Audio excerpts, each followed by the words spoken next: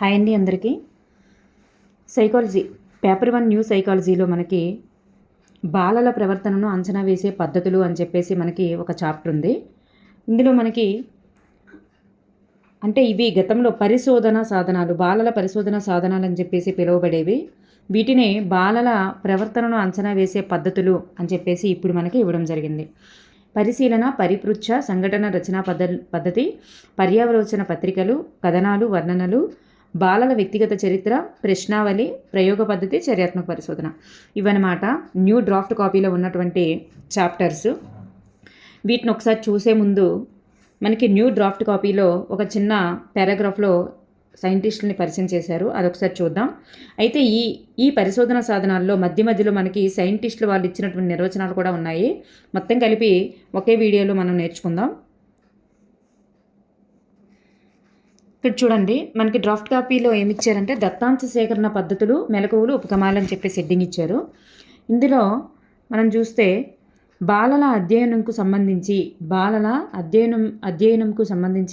1774లో పెస్టాలజీ తన మూడున్నర సంవత్సరాల కుమారుని గురించి శాస్త్రీయంగా నమోదు చేశారంట. చూడండి, తన 3.5 ఏళ్ల కుమారుని గురించి శాస్త్రీయంగా నమోదు చేసిన వారు ఎవరంటే పెస్టాలజీ అని గుర్తుపెట్టుకోండి.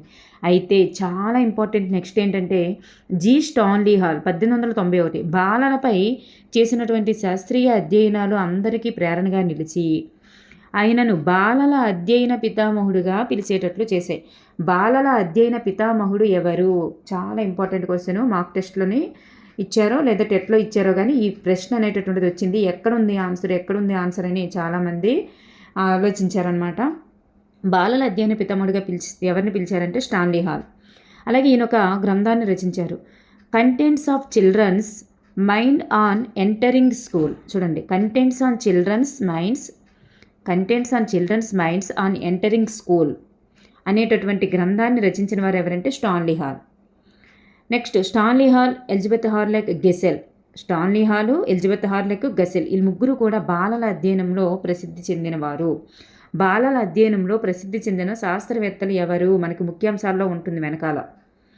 బాలల అధ్యయనంలో ప్రసిద్ధి చెందిన శాస్త్రవేత్తలు ఎవరు అంటే స్టాన్లీ హాలు, ఎలిజబెత్ హార్లెక్, గెసెల్. ఓకేనండి. నెక్స్ట్ మనం చూస్తే పరిశీలన. ఫస్ట్ పరిశీలన గురించి ఇచ్చారు కదా, మనం నోట్బుక్ నుంచి చూద్దాం పరిశీలన గురించి ఏముంది ఏంటనేది. బాలల ప్రవర్తనను అంచనా వేసే సాధనాలలో పరిశోధన ఒకటి. అయితే దీనికోసం మనకి యంగ్, అట్కిన్సన్ అండ్ హామ్మెర్సిలే వీళ్ళ ముగ్గురు కూడా ఒక నిర్వచనాలను ఇవ్వడం జరిగింది. చూడండి, యంగ్ ఏమిచ్చారు? పరిశీలన అంటే ఒక సమయంలో జరిగేటటువంటి సంఘటనను ఒక క్రమ పద్ధతిలో అధ్యయనం చేయడం అని చెప్పిన వారు యంగ్ అని గుర్తుపెట్టుకోండి. అట్కిన్సన్ ఏం చెప్పారు? అట్కిన్సన్ పరిశీలన అంటే దత్తాంశాల సేకరణ కొరకు ఉద్దేశపూర్వకంగా కొన్ని విషయాలను పరిశీలించడం అని చెప్పారు. అట్కిన్సన్ ఉద్దేశపూర్వకంగా కొన్ని విషయాలను పరీక్షించాలని చెప్పారు. అయితే అట్కిన్సన్ అండ్ హమ్మెర్సిలే ఏం చెప్పారు?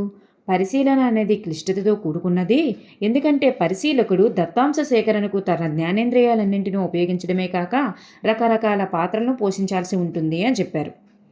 అయితే ఉపాధ్యాయుడు తాను ఎంచుకున్నటువంటి అంశాలను ప్రత్యేకమైన సన్నద్ధతతో, ఆసక్తితో, స్పష్టతతో చూసి దత్తాంశంను సేకరించి అన్నింటితో అవగాహనతో వ్యాఖ్యానించడమే పరిశీలన అని చెప్పారు. చూడండి, 2 రకాల నిర్వచనాలు కూడా అట్కిన్సన్ అండ్ హమ్మర్స్లో చెప్పారు. ఈ 3 నిర్వచనాలు గుర్తుపెట్టుకోవాలి పరిశీలన గురించిన నిర్వచనాలు. అయితే పరిశీలన అనేది 2 రకాలుగా ఉంటుంది.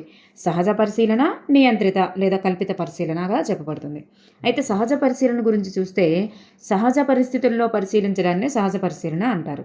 అయితే ఇక్కడ ఏంటి, పరిశీలించబడే వ్యక్తులకి తాము పరిశీలించబడుతున్నామనే విషయం తనకి తెలియదు. తనకి చెప్పకుండా మనం దూరం నుండి ఈ పరిశీలన అనేది సహజంగా పరిశీలిస్తుంటారు. పిల్లలు ఆడుతున్నప్పుడు పరిశీలించడం అలాంటిదన్నమాట. అయితే గెసెల్ అనే శాస్త్రవేత్త పిల్లల ప్రవర్తనను పరిశీలించుటకు అబ్జర్వేషన్ డోమ్లను రూపొందించిన వారు ఎవరు అంటే గెసెల్ అనే శాస్త్రవేత్త. ఈ డోమ్ చుట్టూ ఒకవైపు నుంచే చూడగల ఒక తెర అమర్చబడి ఉంటుంది. పరిశీలించే వ్యక్తి లోపల ఉన్న వారికి కనిపించకుండా పరిశీలిస్తారంట. ఈ పరిశీలనలో ఏమి పరిశీలించాలో ముందుగానే రెడీ చేసుకోవాలి. టేప్ రికార్డ్స్, కెమెరాస్, వీడియోస్ మొదలైనవన్నీ కూడా ఉపయోగించవచ్చు అని చెప్పారు. నెక్స్ట్ వన్ చూస్తే నియంత్రిత లేదా కల్పిత పరిశీలన. నియంత్రిత లేదా కల్పిత పరిశీలన అంటే సహజ సిద్ధమైనటువంటి విషయాన్ని, వాటి స్వభావాన్ని కల్పిత పరిస్థితుల్లో అంటే నియంత్రిత పరిస్థితుల్లో పరిశీలించడం. అంటే ఏంటి? ఈ రకమైన పరిశీలన ద్వారా జరిగే అధ్యయనాన్ని ఏమంటారంటే ప్రయోగాత్మక అధ్యయనం అని కూడా అంటారు. ప్రయోగాత్మక పరిశీలన అంటే నియంత్రిత పరిశీలనయే. అంటే ఒక కల్పితమైనటువంటి సిచ్యువేషన్ కల్పించి పరిశీలించడం. నెక్స్ట్ పరిశీలన అయిపోయినాక పరిపృచ్ఛ, రెండవది పరిపృచ్ఛ అంటే ఇంటర్వ్యూ అంటాం కదా, అదనమాట. ఈ బాలల అధ్యయనానికి దత్తాంశాన్ని సేకరించే సాధనాలలో పరిపుచ్ఛ అనేది ఒకటనమాట. ఈ పరిపుచ్ఛ గురించి ఒక శాస్త్రవేత్త మనకు చెప్పారు, ఒక నిర్వచనాన్ని ఇచ్చారు. ఏంటి? పరిపుచ్ఛను ఒక వ్యక్తి మరో వ్యక్తితో లేదా వ్యక్తులతో ముఖాముఖిగా సంభాషించి వారి నుంచి కావలసిన సమాచారాన్ని రాబట్టి నమోదు చేసి విశ్లేషించి వ్యాఖ్యానించేటటువంటి పద్ధతినే మరి పరిపృచ్ఛ అంటారని చెప్పారు. ఎవరు? మెకోబై అనగానే పరిపృచ్ఛ గుర్తుకు రావాలి మీకు. పరిపుచ్ఛ గురించి నిర్వచించిన వారు ఎవరంటే మెకోబై. అయితే పరిపుచ్ఛలో ప్రశ్నలు అడిగే వ్యక్తిని పరిపృచ్ఛకుడని, సమాధానాలు చెప్పే వ్యక్తిని పరిపుచ్ఛితుడు అని అంటారని గుర్తుపెట్టుకోండి. అయితే ఈ పరిపృచ్ఛ అనేది కూడా రెండు రకాలు: సంరచిత పరిపుచ్ఛ, అసంరచిత పరిపుచ్ఛ. సంరచిత పరిపుచ్ఛలో ఏముంటుంది? ముందస్తు ప్రణాళిక వేసుకొని ప్రశ్నలు తయారు చేసుకొని ముఖాముఖిగా చర్చించి తీసుకుంటారు. సంరచిత అంటే ఒక ప్లాన్ ముందే వేసుకుంటారు. అసంరచిత పరిపృచ్ఛ అంటే ముందస్తు ప్రణాళిక గట్టి ఏముండదు. ఆ ఇంటర్వ్యూలో అలా ఒక్కొక్క మాటని మాట్లాడుతూ ఉండడం. పరిపుచ్ఛితుడు చెప్పినటువంటి విషయాల్ని పరిపుచ్ఛకుడు ఎవరికి చెప్పడు అనే నమ్మకం కల్పించి స్నేహపూర్వక వాతావరణంలో ఒక్కొక్క సమయానుకూలంగా సమయస్ఫూర్తితో ప్రశ్నలు వేసి అప్పటికప్పుడు ప్రశ్నలు సృష్టించేసి వేసేసి దాన్ని రాబడతారనమాట. అసంరచిత అంటే అక్కడ ముందుగా ప్లానింగ్ ఏమీ ఉండదు. ప్లానింగ్ వేసుకోకుండా ప్రశ్నలు ముందుగా తయారు చేసుకోవడం అలాంటివి ఏమి ఉండదు. అక్కడ ఇంటర్వ్యూకి కావాల్సిన ప్రశ్నలు ఏవి ముందుగా తయారు చేసుకోరు. సంరచితకి మాత్రమే ముందుగా ప్రశ్నలు తయారు చేసుకుంటారనమాట. అయితే ఇందులో ఉపయోగాలు ఉన్నాయి, పరిమితులు ఉన్నాయి. పరిపుచ్ఛితుడు నిజాయితీగా ఆన్సర్ చెప్తే బాగుంటుంది, లేదా నిజాయితీగా చెప్పకపోతే అక్కడ మరి సరైన విషయం గ్యాదర్ చేయడం అవ్వదు. వ్యక్తి యొక్క గత అనుభవాలను తెలుసుకోవడానికి అనువైన పద్ధతే. అయితే వ్యక్తిలోని అంతర్గత సంబంధాలు, ప్రవర్తనను గురించి కూడా తెలుసుకోవచ్చు. సో ఉపయోగం ఉంది. కానీ విషయనిష్టత తక్కువ. వాళ్ళు చెప్పేదంతా నిజమని చెప్పేసి నమ్మలేం. సామరస్య వాతావరణంను ఏర్పడినప్పుడు భయం వల్ల కూడా కొన్ని విషయాలు చెప్పలేకపోవచ్చు. సో పరిమితులు. నెక్స్ట్ పర్యాలోచక పత్రికలు అనేది మూడవది. చూడండి, అంటే బాలలు తమ సొంత ఆలోచనలను, అనుభవాలను ఉపాధ్యాయులు పరిశీలించి అంశాలను నమోదు చేసేందుకు ఉపయోగించేటటువంటి పుస్తకం. పర్యాలోచక పత్రికలు అంటే ఏంటంటే టీచర్స్ అన్నమాట బాలల తమ యొక్క సొంత ఆలోచనలు, అనుభవాలని ఉపాధ్యాయులు పరిశీలించి చేస్తారనమాట. దీనివల్ల పిల్లల యొక్క స్వీయ మూల్యాంకనానికి, వారికి తెలిసిన తెలియని విషయాల వర్గీకరించుకోవడానికి, తద్వారా వారి సంజ్ఞానాభివృద్ధికి దోహదం చేస్తుందంట. పిల్లలు నూతన విషయాలు, భావాలను నేర్చుకోవడానికి క్లిష్టమైన సమస్యలు అంటే పర్యాలోచక పత్రాలు అంటే డైరీస్ లాగా తన గురించి తాను రాసుకోవడం అట్లాంటివి. పర్యాలోచక పత్రికలు అంటే డైరీస్ లాగా అనమాట. పిల్లల ప్రస్పందనలను ఉపాధ్యాయులు పరిశీలించి తగు సూచనలు చేసినప్పుడు అది వారిలో జ్ఞాన నిర్మాణంకి దారితీస్తుంది. నెక్స్ట్ సంఘటన రచనా పద్ధతి అంటే ఈ పద్ధతి బాలల ప్రత్యేక ప్రవర్తనను, ఉద్వేగాలను, సంఘటనలను పరిశీలించడానికి ఒక ప్రణాళిక రూపొందించుకుంటారు. చూడండి, సంఘటనలు, ఉద్వేగాలు, ప్రత్యేక ప్రవర్తనలు వీటన్నింటినీ పరిశీలించడానికి ఒక ప్రణాళిక రూపొందించుకుంటారు. పిల్లలు దెబ్బలాడుకోవడం, ఏడవడం ఇలాంటివి చేయడం అనమాట. ఉద్వేగాలకు సంబంధించినవి కదా. సో పిల్లల ప్రవర్తనను పరిశీలకుడు నమోదు చేస్తాడు. ఈ పద్ధతిలో పిల్లల పేరు, లింగం, వయస్సు, సంఘటన జరిగిన సమయం, సంఘటనకు పూర్వం పిల్లలు చేసేవి, సంఘటనకు గల కారణాలు, పాల్గొన్న విధం, భాష, ఉద్వేగాలు మొదలైనవన్నీ కూడా అందులో నమోదు చేస్తారంట. సంఘటన రచనా పద్ధతి అంటే ఒక సంఘటనలో విద్యార్థి ఏ విధంగా పాల్గొని ఏ రకంగా ప్రవర్తించాడు, తమ ఉద్వేగాలు ఏ విధంగా బయటికి వెళ్ళబుచ్చాడు అనేదంతా కూడా సంఘటన రచన పద్ధతిలో ఉంటుందన్నమాట. వర్ణనలు కథనాలు అంటే పిల్లల ప్రవర్తనను, చర్యలను అవి జరిగిన క్రమంలో నమోదు చేసే పద్ధతి. పిల్లల ప్రవర్తన, చర్యలు అనేవి అవి ఏ విధంగా జరిగాయో అలాగ నమోదు చేయడం. ఇది సంఘటన రచనా పద్ధతిలాగా ఒక ప్రత్యేకమైన సంఘటనకు మాత్రం పరిమితం కాదు. అన్ని రకాల ప్రవర్తనలు కూడా నమోదు చేస్తారంట ఇందులో. అన్ని రకాల ప్రవర్తనలు నమోదు చేస్తారు. పిల్లలు ఏం చేస్తున్నారు, తరగతి గదిలో, తరగతి బయట ఇతర పిల్లలతో ఏ విధంగా ప్రతిస్పందిస్తున్నారు అన్నీ కూడా ఇక్కడ ఏంటంటే ఒక క్రమ పద్ధతిలో నమోదు చేయడం. కీవర్డ్స్ చూడండి, కీవర్డ్స్ ఏంటంటే అన్ని రకాల ప్రవర్తనలు నమోదు చేయడం, ఒక క్రమ పద్ధతిలో నమోదు చేయడం. ఈ 2 రకాల కీవర్డ్స్ కనిపించాయంటే అది వర్ణనలు, కథనాలకి చెందుతుంది. ఒక రకమైన సంఘటన చూడండి, ఒక ప్రత్యేకమైన ప్రవర్తన, ఉద్వేగాలు, సంఘటనలు అయితే సంఘటన రచనా పద్ధతి. అర్థమవుతుంది కదా. సో వీటికి కూడా ఉపయోగాలు, పరిమితులు ఉన్నాయి. చూడండి, అన్ని రకాల ప్రవర్తనలు నమోదు చేసేటప్పుడు పిల్లల ప్రవర్తనకు సంబంధించిన సమగ్ర సమాచార సేకరణ కాబట్టి ఉపయోగం ఉంటుంది. ఒక ప్రత్యేక ప్రవర్తనకు పరిమితం కాకుండా అన్నీ నమోదు చేయడం కాబట్టి ఇక్కడ ఉపయోగం ఉంటుంది. కానీ పిల్లలందరినీ గమనించడం, అన్నీ నమోదు చేయడం కష్టం, ఎక్కువ కాలం కూడా పడుతుంది కాబట్టి పరిమితులు. ప్రశ్నావళి. ప్రశ్నావళి అనేది మూర్తిమత్వ అంచనా పరీక్ష. మిక్కిలి తరచుగా ఉపయోగించేటటువంటిది ప్రశ్నావళి. ప్రశ్నావళి అనేది మూర్తిమత్వ అంచనా పరీక్ష. అయితే గుడ్ అండ్ హార్ట్ అనేటటువంటి శాస్త్రవేత్త ఈ ప్రశ్నావళి గురించి ఒక నిర్వచించారు. ప్రశ్నలలో రూపొందించినటువంటి పత్రాన్ని ప్రయోజనిచే స్వయంగా పూర్తి చేయించడం ద్వారా సమాధానాలు రాబట్టే సాధనమే ప్రశ్నావళి. ప్రశ్నలలో రూపొందించినటువంటి పత్రాన్ని అంటే అది ఎలా ఉంటుందట, పత్రం ప్రశ్న రూపాలలో ఒక అన్ని క్వశ్చన్స్ లాగా ఉంటుందంట. ఆ క్వశ్చన్స్లో ఉండేటటువంటి పత్రాన్ని ప్రయోజనసే స్వయంగా పూర్తి చేయించడం ద్వారా సమాధానాలు రాబట్టే సాధనమే ప్రశ్నావళి. అయితే ప్రశ్నావళుల ద్వారా అనేక అంశాలకు చెందినటువంటి ప్రశ్నలకు సమాధానాలు సేకరించి విశ్లేషించడం జరుగుతుంది. ప్రశ్నావళి అంటేనే అర్థమవుతుంది కదా, అంటే ఎక్కువ ప్రశ్నలతో ఉన్నటువంటి ప్రశ్నపత్రం ప్రయోజనకి ఇస్తారంట. ఇచ్చి వాటి ఆన్సర్లు ఎలాంటి ఆన్సర్లు రాశారు దాన్ని బట్టి వాళ్ళ ఎలాంటి వ్యక్తిత్వము అని చెప్పేసి గ్రహిస్తారంట. ఇక్కడ అవును, కాదు, అవును, చెప్పను, కాదు వంటి ప్రత్యామ్నాయాలు కూడా ఉంటాయంట. సో ప్రశ్నావళులు 2 రకాలు: నిర్ధారిత ప్రశ్నావళి, స్వేచ్ఛాపూరిత ప్రశ్నావళి. నిర్ధారిత ప్రశ్నావళిలో ప్రశ్నకు ఎదురుగా ఇవ్వబడిన ప్రత్యామ్నాయాల్లో ఏదో ఒకటి తప్పనిసరిగా ఎన్నుకోవాలి. చూడండి, నిర్ధారిత ప్రశ్నావళుల్లో ఏదో ఒకటి తప్పనిసరిగా ఎన్నుకోవాలి. కానీ స్వేచ్ఛాపూరిత ప్రశ్నావళుల్లో ప్రశ్నలకు సమాధానాలు సొంతంగా రాసుకోవడానికి అవకాశం ఉంటుంది. అంటే ఇక్కడ మల్టిపుల్ చాయిస్ క్వశ్చన్స్ లాగా ఉంటే ఇక్కడ థియరీ ఆన్సర్స్ లాగా రాసుకోవచ్చు అంట. తనకు నచ్చిన థియరీని నచ్చినటువంటి స్వేచ్ఛగా రాసుకోవచ్చు. ఓకేనండి. నెక్స్ట్, ప్రశ్నావళుల ద్వారా తక్కువ సమయంలో ఎక్కువ మందిని పరీక్షించవచ్చు. స్వేచ్ఛాపూరిత ప్రశ్నావళుల్లోని సమాధానాలను విశ్లేషించడం కొంచెం కష్టమైన పని. సో ఇది పరిమితి, ఉపయోగం ఒకటి, పరిమితి ఒకటి. ప్రశ్నావళులకి ఉదాహరణ ఏంటంటే 16 PF ప్రశ్నావళి తయారు చేసిన వారు ఎవరంటే ఆర్బి కాటిల్. చాలా ఇంపార్టెంట్, ఇది గుర్తుపెట్టుకోండి.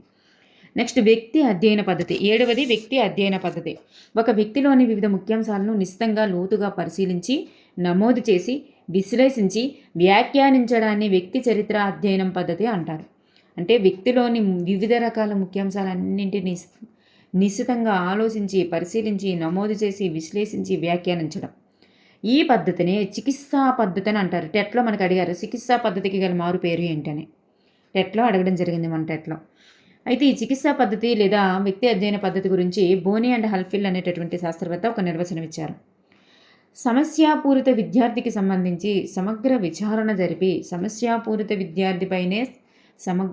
జరిపి ఒక వ్యక్తి సమస్యను నివారించడానికి ఉపయోగపడే పద్ధతే వ్యక్తి చరిత్ర పద్ధతి అని చెప్పారంట.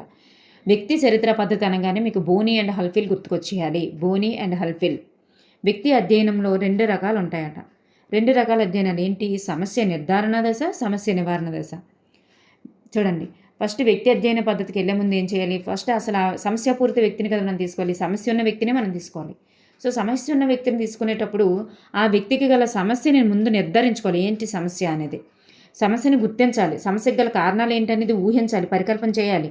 డైరీలు, ఉత్తరాలు, ఇంటర్వ్యూలు ఇలాంటివన్నింటి ద్వారా సేకరించిన విషయాన్ని పరికల్పన చేయాలి. ఇలా సమస్యని ఫస్ట్ నిర్ధారించుకొని నివారణ మార్గాలు ఎంచుకోవాలి, పరిష్కార మార్గాలు ఎంచుకోవాలి, నివారణోపాయాలు గమనించాలి, అంతిమ అభిప్రాయాలు వ్యక్తపరచాలి, సమగ్రమైన రిపోర్ట్ కూడా తయారు చేయాలి. ఈ విధంగా వ్యక్తి అధ్యయన పద్ధతిని కంప్లీట్ చేసుకోవాలన్నమాట. అయితే ఈ వ్యక్తి అధ్యయనంలో చేయవలసినవి ఏంటంటే పాఠశాలకు సక్రమంగా హాజరు కాకపోవడం. వ్యక్తి అధ్యయనం చేయాల్సినవి ఏంటంటే పాఠశాలలకు సక్రమంగా హాజరు కాకపోవడానికి గల కారణాల అధ్యయనం చేయాలి. దొంగతనం, దౌర్జన్యం, పాఠ్యాంశ అధ్యయనంలో వెనుకబడడం, వ్యాకులత, అమితంగా సిగ్గుపడడం, హఠం చేయడం ఇలాంటి వ్యక్తులపైన ఎక్కువగా అధ్యయనం చేయాలంట వ్యక్తి అధ్యయనంలో. లాస్ట్ నిర్ధారణ మాపని. నిర్ధారణ మాపని అంటే రేటింగ్ స్కేల్. ఇది రేటింగ్ స్కేల్ అనగానే మీకు లక్షణాంశాలు అనే విషయం కీ పాయింట్ మీకు గుర్తుండాలి. లక్షణాంశాలు అనే కీ పాయింట్ చాలా ఇంపార్టెంట్ నిర్ధారణ మాపనికి. అయితే లక్షణాంశాలను తెలుసుకోవడానికి ఉపయోగపడతాయి. అలాగే ఇంకొకటి ఏంటంటే ఇది వ్యక్తుల్లో నాయకత్వం, భావోద్రేక సమతుల్యత, సహకార భావం, నమ్మకం మొదలైన లక్షణాంశాలను మాపనం చేయడానికి వాడుతారు. నాయకత్వం, భావోద్రేక సమతుల్యత, సహకార భావం, నమ్మకం. సో 5 లేదా 7 బిందువుల స్కేలు ఆధారంగా వ్యక్తి మూర్తిమత్వాన్ని అంచనా చేయడం జరుగుతుంది. చూడండి 5 లేదా 7 బిందువుల స్కేలు. నెక్స్ట్ ఈ బిందు మాపని మధ్యలో తటస్థ వర్ణన అనేటటువంటిది ఉంటుంది. అంటే చూడండి తటస్థ వర్ణన అనేటటువంటిది ఉంటుంది. అంటే చూడండి ఇక్కడ తటస్థం అనేది సెంటర్ పాయింట్లో ఉంటుంది. అంగీకరించను, పూర్తిగా అంగీకరించను, అంగీకరిస్తాను, పూర్తిగా అంగీకరిస్తాను. అంటే ఒకవైపు ప్లస్లు ఉంటాయి, ఒకవైపు మైనస్లు ఉంటాయి. ఇలా మధ్యలో తటస్థం అనేటటువంటిది ఉంటుంది. ఇలా ఆన్సర్ అనేది చేసేటప్పుడు నిర్ధారణ మాపనలో ఇట్లా ఏదో ఒకటి ఎంచుకుంటారు.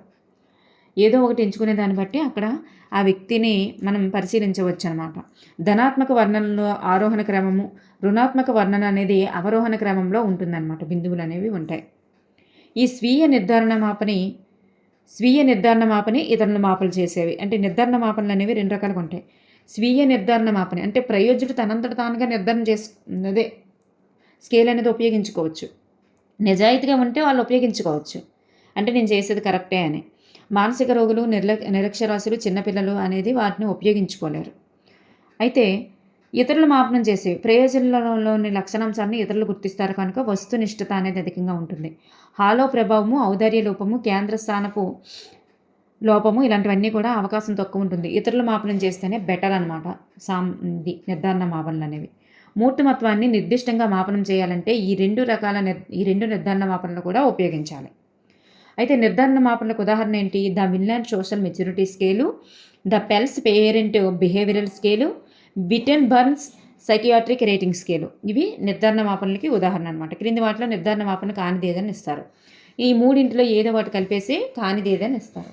చూడండి maturity scale, behavioural scale, rating scale ఇలా గుర్తుపెట్టుకోండి. ఓకేనండి. Thank you everyone.